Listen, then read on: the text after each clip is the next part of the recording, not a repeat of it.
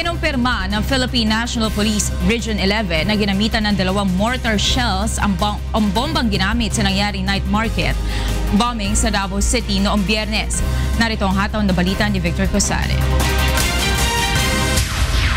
Lumabas sa investigasyon ng mga otoridad na hindi isa, kundi 2 mortar round ang ginamit sa nangyaring bombing sa Rojas Avenue sa Davao City noong Biyernes. Ayon sa hepe ng Region 11 Police na si Chief Superintendent Manuel Gaerlan, batay sa nakuhang mga ebidensya at metal fragments mula sa mga biktima, bukod sa 60mm mortar round, ginamitan din ng 81mm mortar round ang improvised explosive device na pinasabog sa night market.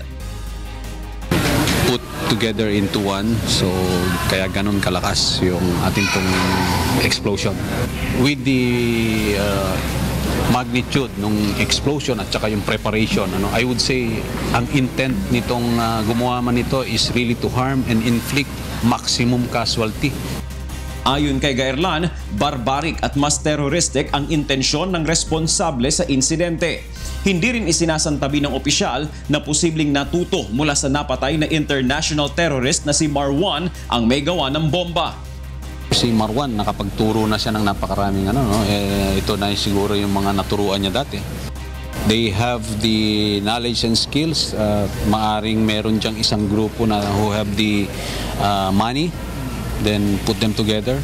Ayon kay Gaerlan, 3 bagay ang kanilang tinitingnan sa nagpapatuloy na investigasyon sa kung sino ang may kagagawan sa pagsabog. Una ay ang Abu Sayyaf Group na patuloy na tinutugis ng militar. Pangalawa ay mga drug lord at ang mga disgruntled vendor sa night market. Ayon kay DILG Secretary Mike Sueno, batay sa nakuha nilang impormasyon, may problema ang ilang vendor sa night market.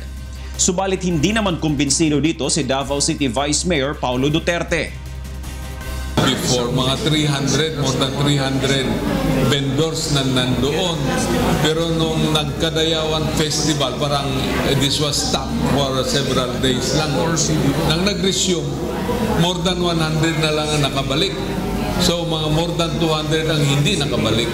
So, isa rin yun angle. Pero tingin nila, this is the least na pagsususpitsahan nila.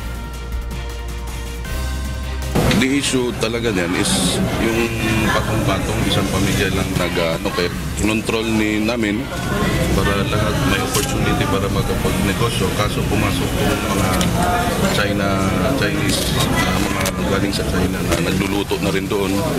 So hindi na masyadong kumikita.